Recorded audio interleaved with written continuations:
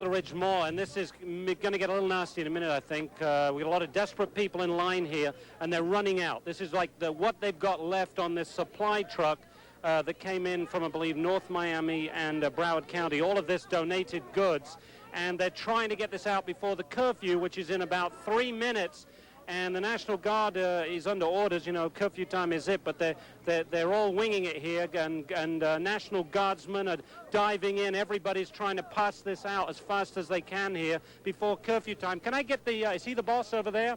Can you get him over here for me? By the way, over here, Casey, if you show people, they're also handing out some clothes that has been donated here, and I'm going to try to get him over here. If the picture looks a little funny, we're losing battery here. If anybody in the truck, can you just guys stick with us live on TV? We're going to change batteries.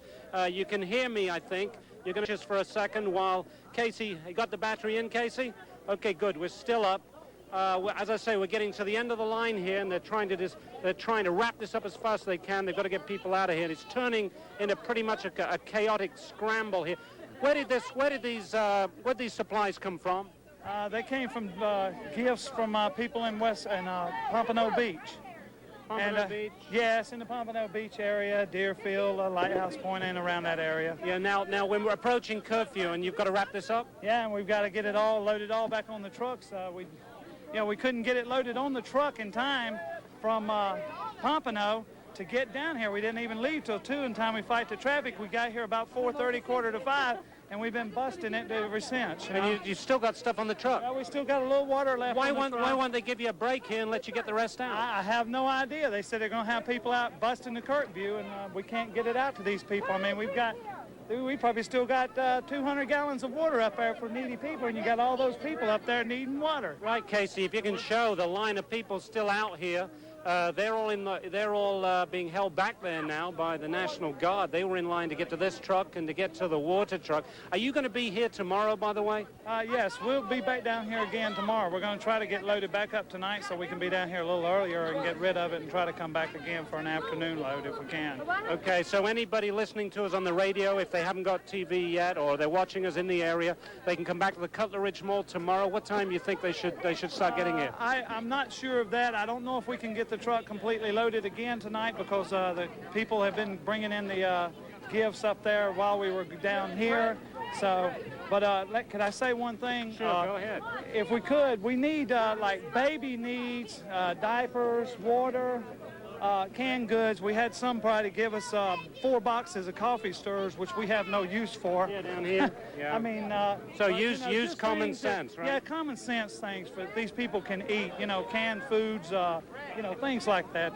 Baby supplies. Baby supplies and juices and water, things like that. Okay, thanks very much. Appreciate it, and I know everybody down here appreciates what you people are doing.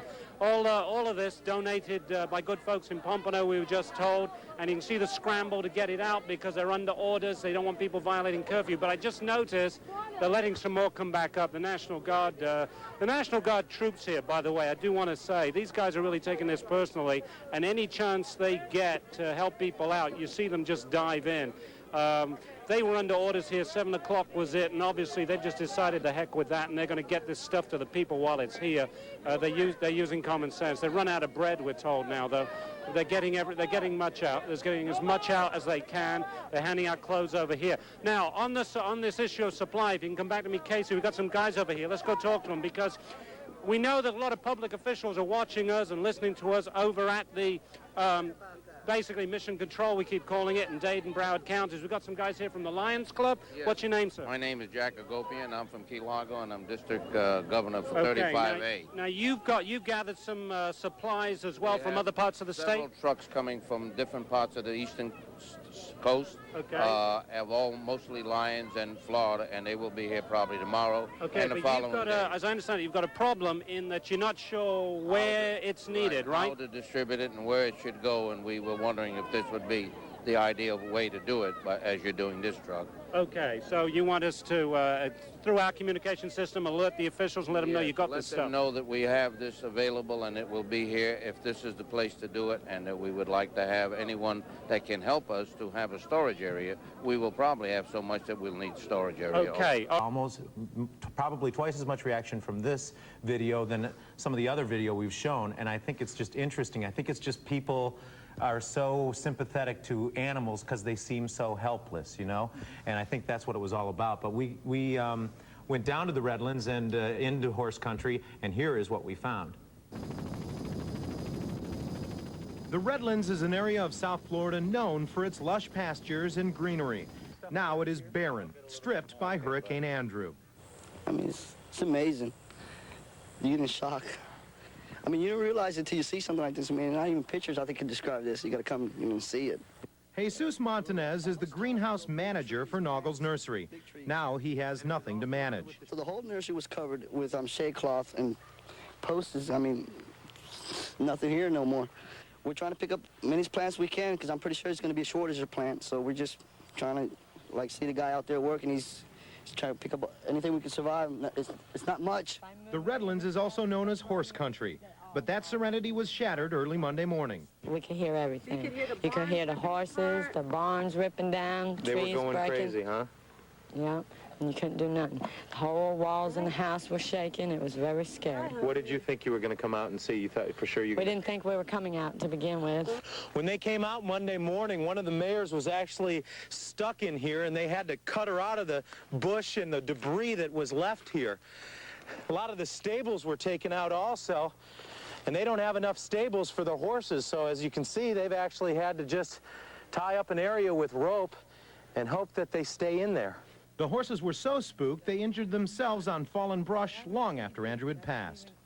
She just started going crazy and just running through it, and it just cut her all up. Yeah. Unless a vet can get into this area with medicine, this lame horse will die. The caretakers aren't equipped for these injuries. This one's messed up all up underneath in her legs, all up here. She's cut up really bad. Out of the 21 stalls, only 6 are intact, but they can't even begin to clean up because the horses will spook.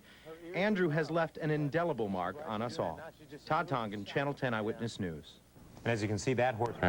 So a lot of people are showing up at the shelters. They're not staying there, but they're showing up to eat and then maybe going back to their homes or safeguarding their property or what have you.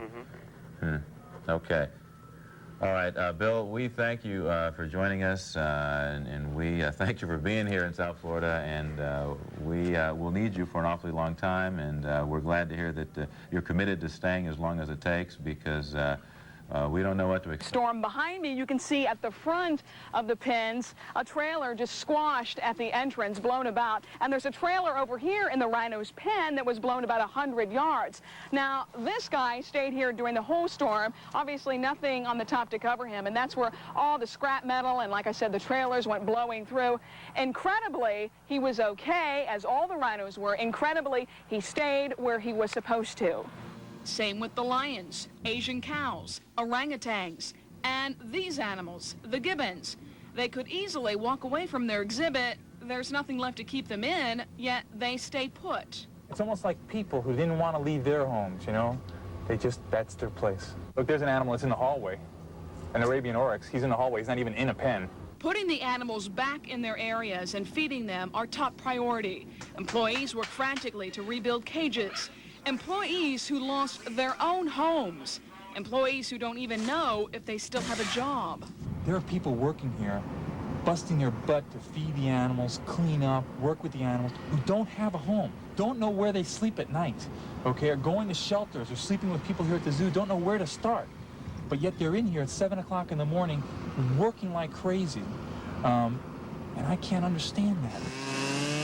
They're working to put the only thing they have left together now, their careers. I'll never, ever underestimate the power of nature to destroy and its will to survive. Because looking at all this destruction and then looking at all the animals that live through it is something that you have to see to believe. In South Dade, Lynn Martinez, Channel 7 News.